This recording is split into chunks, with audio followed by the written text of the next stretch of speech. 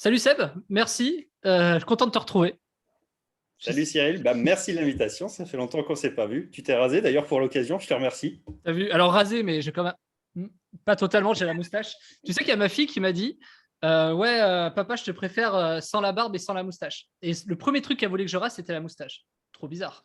Et quand j'ai enlevé les cheveux et la barbe, elle m'a dit oui, je te préfère sans quoi.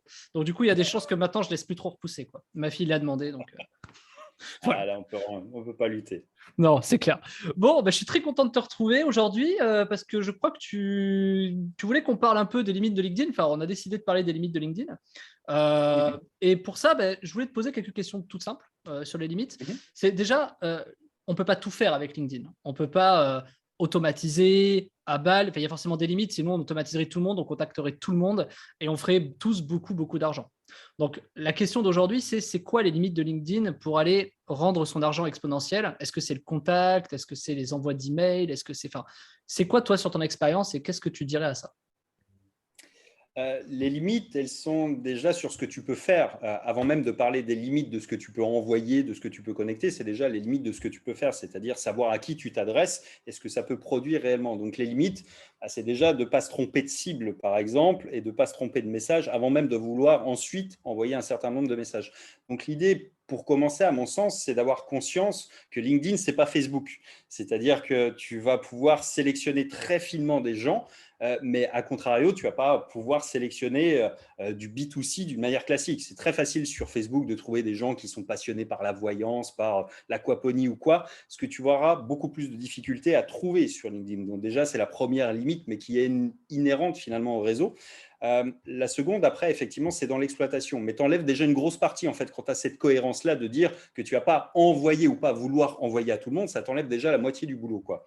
Derrière ça, il faut comprendre que LinkedIn, comme tous les autres réseaux sociaux, a une volonté de protéger en fait l'attention et l'intérêt de leurs utilisateurs.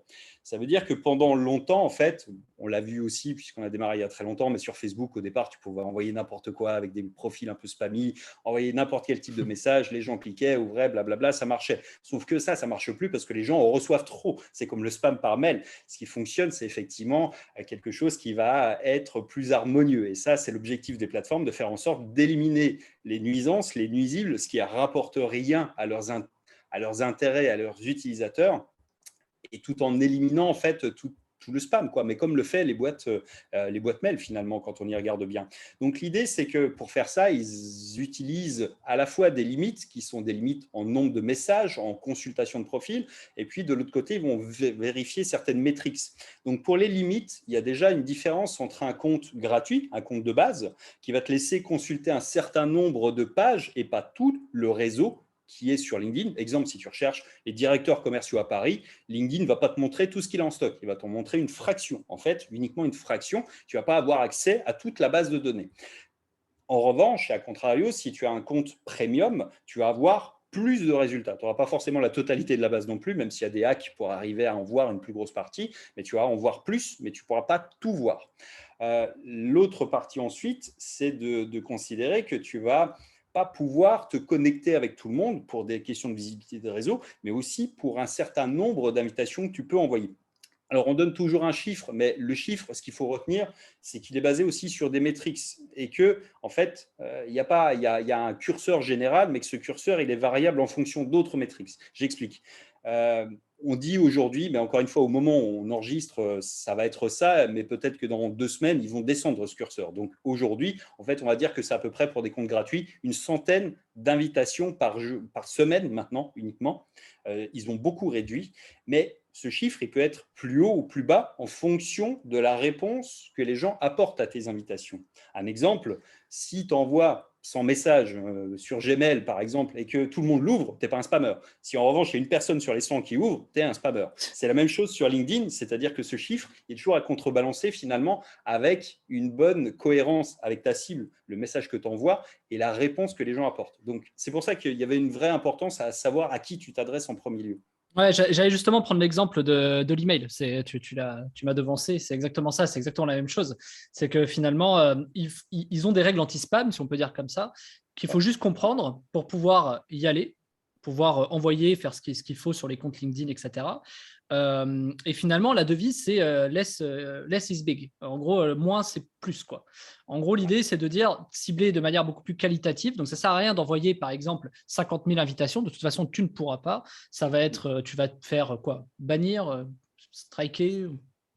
Si tu le fais à la main, tu vas avoir des pop-up jusqu'à un moment où ils vont te dire c'est bon, tu n'en as plus, tu peux plus envoyer, tout simplement. Et si tu le fais avec un logiciel qui lui bute un peu sur le mur, ça risque effectivement de te faire striker. C'est toujours pareil. Donc, Ouais, je vois bien l'idée. D'ailleurs, petite anecdote, c'est comme chez Free. Free, quand tu es bloqué par email, il te bloque pendant 1 heure. Et si tu renvoies pendant l'heure, il te rebloque 1 heure. Ça fait 1, 2, 4, 8, 16, 32, 64. Et nous, on s'est ouais. retrouvés avec des domaines qui étaient bloqués pendant, je sais pas, 100 ans, facile. Justement parce que les automatisations étaient comme ça, quoi. Donc, ouais, mais c'est ce qui est bien. C'est ce qui permet de protéger aussi les utilisateurs. Moi, je trouve ça très, très bien. Et ça permet de mieux cibler et d'être beaucoup plus qualitatif. Et c'est l'avantage de LinkedIn, c'est ce que tu dis. C'est que ça sert à rien d'envoyer beaucoup, beaucoup, beaucoup. Il vaut peut-être mieux en envoyer peut-être que 500, mais sur les 500, avoir peut-être, je sais pas, 20 clients, tu vois, selon ce que tu cherches, plutôt que d'essayer d'en envoyer 10 000 et d'en avoir qu'un, quoi.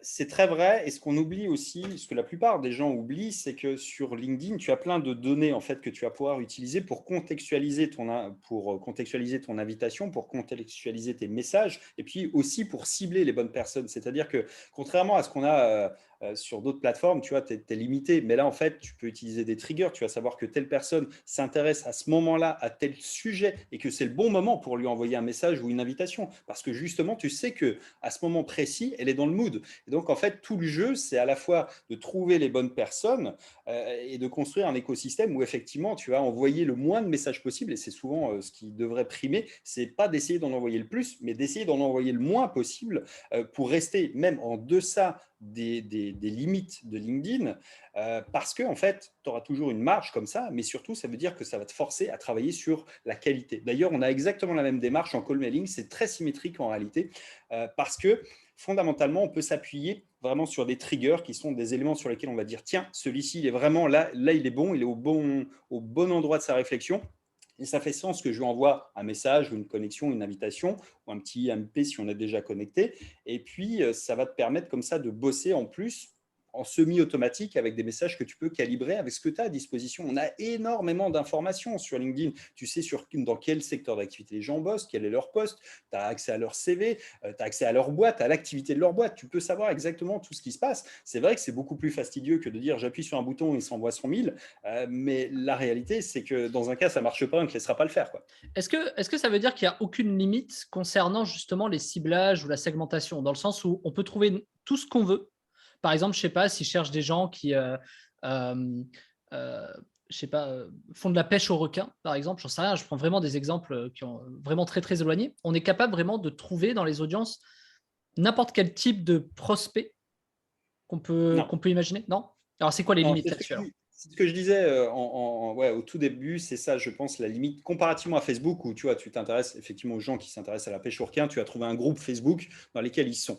Il y a un hack que tu peux peut-être utiliser à ce moment-là, c'est de trouver un matching entre une personne sur Facebook et sur LinkedIn. C'est-à-dire qu'on arrive à faire du recroisement. C'est pas aussi vrai que ça parce que tu as des gens qui ont des gros posts, par exemple, ils sont peut-être sur Facebook, mais ils vont peut-être pas être avec le même profil, le même nom, le Mhm. même degré de précision, donc tu vas peut-être pas pouvoir les matcher. Par contre, sur certaines professions, c'est jouable. Je prends un exemple qui me revient un peu en tête, les gens qui sont des freelances qui s'intéressent à un truc très précis. Tu as trouvé des groupes sur Facebook, par exemple, les freelances qui s'intéressent à ce moment-là à la création de funnels ou au call mailing, par exemple. Tu vas pouvoir les rematcher sur LinkedIn parce qu'eux, ils apparaissent souvent, très souvent avec leur nom, leur prénom, et tu récupères ville et tu vas Ouais. pouvoir les retrouver ou une spécialité, tu vas pouvoir les rematcher assez facilement. Et dans ce cadre-là, tu arrives à recréer. Il y a bien des groupes qui sont sur LinkedIn, mais les groupes, honnêtement, ce n'est pas au niveau de Facebook, ça n'a rien de transcendantal et c'est assez peu productif à mon sens. Sauf sur des trucs très spécifiques. Mais on parle plutôt sur LinkedIn de sujets pro, c'est-à-dire que les gens racontent pas leur life, ils sont pas là pour ça, contrairement à Facebook. C'est vraiment deux univers qui sont distincts, qui sont concomitants à mon sens, mais qui sont tout à fait complémentaires. Mais tu peux en revanche trouver des gens qui ont les audiences sur LinkedIn, c'est-à-dire tu vas chercher Mhm. pas forcément les gens qui s'intéressent à la pêche au requin sur LinkedIn, mais aux gens qui ont en audience ceux qui s'intéressent à la pêche au requin. Par exemple, je ne sais pas, un mec qui est distributeur de canne à pêche je Mhm. ne sais pas comment on pêche le requin, mais bon, tu vois un peu l'idée. Moi non C'est plus. les gens qui ont, eux, cette audience captive ou qui l'ont dans leur réseau, et tu vas pouvoir passer Ouais. au travers d'eux. C'est-à-dire que tu vas pouvoir trouver les gens qui réagissent à leur poste. Peut-être s'ils ont effectivement du matos, des bateaux, des cannes à pêche, Ouais. j'en sais rien, enfin tous ces trucs-là, tu vas pouvoir les trouver d'une manière indirecte, mais pas du tout avec la même mécanique en réalité que ça. Il y a, bon, entre guillemets, des trucs qui fonctionnent un peu, mais ce n'est pas convaincant et c'est pas aussi puissant. C'est un mauvais comparatif par rapport à ce qu'on a sur Facebook. Donc, je pense que c'est ça la limite intrinsèque du truc. Ouais. Ouais, parce que et en plus LinkedIn, je pense est-ce qu'il y a une limite au point de vue conversationnel, dans le sens une fois que on est connecté avec quelqu'un, parce que la limite c'est quoi? Si on doit être connecté pour ensuite envoyer un message, on peut envoyer un message d'abord, une note, si je dis pas de bêtises, Ouais. voilà. Et une fois, ouais, vas-y. Ouais. Alors, il y a plusieurs cas de figure. Si tu as un abonnement premium, par exemple, on en reparlera peut-être parce que c'est intéressant malgré tout d'avoir ce type d'outil. Tu peux envoyer des emails, c'est-à-dire des messages sans avoir besoin d'être connecté avec les gens. Tu as accès à des outils de sélection, de profilage qui sont plus importants et tu peux accéder à ce type aussi de feature. Après ça, effectivement, tu as malgré tout des limites. Ce n'est pas parce que tu es en connexion avec les gens que tu peux envoyer, si tu as 5000 contacts, tu vas pouvoir envoyer en un clic parce que les logiciels le permettent, mais un humain ne peut pas le faire. Tu vas pouvoir envoyer ce que tu veux avec un lien spammy et vas-y, ça ne marche pas non plus. Alors, il y a comme sur tous les réseaux des hacks qui consistent à passer, par exemple, avec des événements ou quel cas tu vas avoir des notifications qui sont envoyées. Bref, tu vois, mais on ne peut pas pour autant, parce que tu es connecté avec les gens, juste considérer que c'est suffisant. Donc, ça veut dire que tu auras toujours des limites au nombre de messages que tu vas envoyer pour la même raison. C'est-à-dire que LinkedIn lutte contre l'automatisation parce qu'à leur sens, ça ne fait pas sens, justement. C'est-à-dire que c'est fait pour entretenir des conversations qui sont effectivement plus à taille humaine, c'est-à-dire qui ne sont pas faites par des bots. Quelqu'un qui envoie 5000 messages dans l'après-midi ou qui espère pouvoir les envoyer, ce n'est pas un humain. La réalité, c'est ça. Donc, ça veut dire qu'en fait, on est toujours dans une logique où on va essayer de trigger uniquement les gens qui sont matures. C'est-à-dire, si tu as 5000 contacts, ils ne sont peut-être pas tous chauds à ce moment-là. Tu peux peut-être faire un post d'abord sur ton profil, voir qui réagit et uniquement trigger cela. Tu peux inventer plein de systèmes, mais tu ne dois pas recourir à la messagerie, à mon sens, autrement que dans les phases de connexion, effectivement, pour les premiers contacts. Et puis derrière, en mode conclusion de deal, quoi. C'est-à-dire, il y a l'app téléphone, tu peux faire des petits audios, tu peux faire des petites vidéos. C'est comme WhatsApp, c'est fait pour discuter, convertir vraiment les gens in fine. Ce qu'on fait avant, c'est uniquement de la segmentation, de la connexion et finalement de la mise en place qui est préliminaire à tout ça, quoi. Donc, le date final, ça se fait en one-to-one. C'est un peu ça, à mon sens. Et c'est ça qu'il faut garder en bonne mécanique parce que, encore une fois, l'autre limite qui arrive justement et qu'on n'a pas évoqué, c'est celle-ci. C'est à mon sens, si tu vas avoir ce type de mécanique, ce n'est pas fait pour vendre des petits produits. On parle d'un réseau social de pros. Les pros, ça ne les chagrine pas de mettre 1000, 2000, 3000 balles si tu as un truc qui correspond vraiment à une solution, à un problème qu'ils rencontrent. Et ça, tu peux le faire en quelques clics ou en quelques mots échangés avec une messagerie. C'est très différent, effectivement, de ce qu'on peut faire sur d'autres canaux. Et ce n'est pas du tout la même cible. Il faut le garder vraiment en tête, encore une fois. Et c'est sans doute aussi une des limites, c'est de dire, OK, si tu vends des produits qui ne sont pas chers, ce n'est peut-être pas le bon moyen en fait, d'y arriver. Ou du moins, tu peux inclure dans une séquence initiale peut-être le fait d'envoyer les gens vers un autre canal.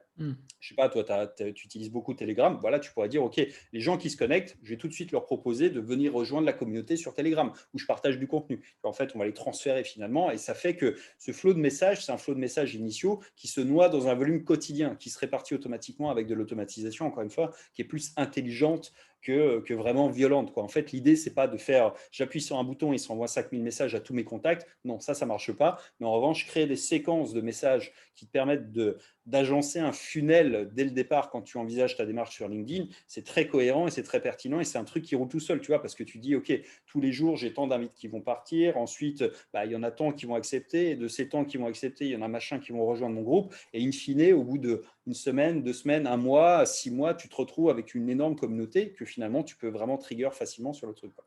Ouais, et puis l'avantage, c'est que c'est beaucoup moins cher que la publicité aussi, quoi. Ça reste un truc. Bon, ça, on en reparlera en l'occurrence, mais écoute, merci d'avoir parlé des limites aujourd'hui, Seb, c'est cool. Pour tous ceux qui veulent aller plus loin, tu as fait du coup la formation, hein, qu'on a mis à disposition. Je te remercie d'ailleurs pour qu'on la partage à la communauté de Web de Fou. Et donc, dedans, on retrouve quoi? Alors, on retrouve la création des profils, comment créer des bons profils sur LinkedIn, comment surtout l'automatiser, parce que, OK, les limites de l'automatisation du coup, mais il ne faut quand même pas qu'on se retrouve derrière l'écran tous les jours à le faire. Donc, tu expliques bien tout ça. Alors, moi, le premier, je suis un consommateur de cette formation que j'ai beaucoup appréciée, c'est pour ça que je la recommande. Et tu es le premier avec qui je fais de l'affiliation sur Web de Fou. Je l'avais dit il y a longtemps et je respecte ma parole. Voilà, ça me fait plaisir. Et du coup, je suis très content de cette formation parce que je l'ai appliquée, ça a bien marché, c'est rentable. Moi, j'étais très content. J'ai appris aussi beaucoup de choses. Le fait que LinkedIn, c'est finalement assez similaire au mailing, finalement, ce que tu as dit, call de message, email à froid, ce genre de choses. C'est très intéressant si on veut approfondir les connaissances du call, que ce soit en email, en LinkedIn, comment avoir des contacts, etc. Et surtout, ça a permis de trouver sur des audiences très réduites beaucoup de clients très, très intéressants, comme tu dis, qui sont prêts à mettre beaucoup d'argent dedans, quoi. Ah, j'en ai eu, ouais. Non, pardon, je te laisse dire.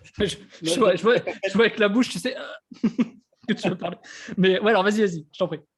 Je disais surtout, une des grandes vertus de LinkedIn, c'est que ça te permet de développer un réseau en fait de qualité. C'est-à-dire que c'est pas sur Facebook où tu vas pouvoir te connecter avec des gens qui ont vraiment des posts qui sont pertinents par rapport à ce que tu fais. Enfin, tu vois, quelle que soit ta cible, mais quand on parle de cible, c'est pas, là je parle pas de particulier, je parle de pro, mais pour développer son business. Ça peut être aussi bien des journalistes d'ailleurs, ou même des gens qui ne sont pas des gens qu'on cible directement, mais qui eux peuvent servir de relais. Ça peut être des influenceurs, ça peut être des gens qui ont vraiment des positions intéressantes dans une boîte. On peut discuter avec des directeurs régionaux, des mecs qui ont des centaines, des milliers de vendeurs dessous eux. On peut discuter avec des mecs qui sont dans les boîtes du 440. C'est complètement ouf quand tu penses bien à qui tu peux te connecter. Mais encore une fois, cette valeur, elle n'a d'intérêt en fait, une fois que tu passes le truc un peu égotique de waouh, ouais, machin, que si tu as vraiment quelque chose qui fonctionne à leur proposer. C'est-à-dire, si tu connais bien les problématiques de ta cible et que tu as une solution, peu importe son prix en fait, derrière, mais tu vois, il y a beaucoup de boîtes qui ne fonctionnent en prospection qu'avec LinkedIn parce que c'est là où tu imagines. Moi, mon client idéal, c'est un DSI, des boîtes qui font plus de 50 millions d'euros en France, qui ont au moins 500 employés et qui, tu vois, recrutent en ce moment. Ça, tu peux les trouver directement quelques clics sur LinkedIn. C'est ouf. Et ça, c'est pas possible ailleurs que sur LinkedIn.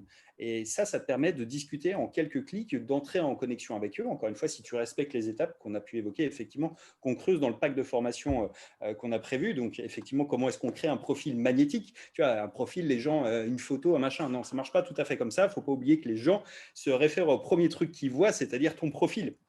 Et ils acceptent ou non une invitation sur ce faisceau-là de ce que tu mets en avant en fait dessus. Derrière, il faut comprendre comment est-ce qu'on trouve les audiences qui sont les plus chaudes, parce qu'à l'intérieur d'une audience, en fait, il y a des gens qui sont eux plus matures, qui sont à traiter directement, immédiatement. On peut aller espionner un petit peu et dépouiller les concurrents. Ça, c'est un truc qu'on aime bien faire et qu'on peut refaire également sur LinkedIn. Et puis derrière ça, après, c'est comment est-ce qu'on crée une mécanique de conversion avec une automatisation, ce que j'appelle une automatisation humaine. C'est-à-dire que la réalité, c'est qu'on fait l'inverse de ce que tout le monde fait, qui ne marche pas et que LinkedIn bloque de toute façon. Donc, quand bien même tu arrives à le faire marcher une journée ou deux, tu as l'air content, tu dis j'appuie sur un bouton, ça met mes audiences, ça va envoyer des messages, je peux partir à la pêche. Non, ça ne marche pas comme ça. C'est un réseau qui est plus exigeant, mais qui est plus rémunérateur aussi en fait. L'enjeu est aussi à la taille de ce qu'on met en face. Donc, une automatisation humaine parce que tu vas simplement faire quand même une partie de sélection intéressante et puis derrière, traiter les gens individuellement in fine ou alors en les envoyant vers d'autres canaux comme on a pu le voir. Ouais, et puis ce que j'ai bien aimé, ce que j'aime beaucoup dans ta formation, c'est que tu as vraiment chaque étape sur lesquelles tu expliques bien justement la création du profil magnétique. J'avais oublié ce nom-là. La création de profil magnétique, il y a des choses bien particulières à faire, des choses à ne pas faire surtout, c'est toujours très intéressant. Les audiences à sélectionner, la façon extrêmement précise de pouvoir les sélectionner, ça c'est un truc de dingue aussi. C'est vrai qu'on se retrouve on peut vraiment personnifier les messages et les types d'audience auxquels on s'adresse, même imaginer des types de messages par type d'audience qui sont très facilement duplicables en fait par type d'audience. Et c'est vraiment extraordinaire parce que dès qu'on a trouvé un certain nombre de bons messages, on va dire 3-4 qui fonctionnent bien, il y a un principe d'A/B test, tout de suite ça devient extrêmement puissant. Mais oui, bon, en tout cas, on a laissé le lien dans la description pour ceux qui veulent aller plus loin.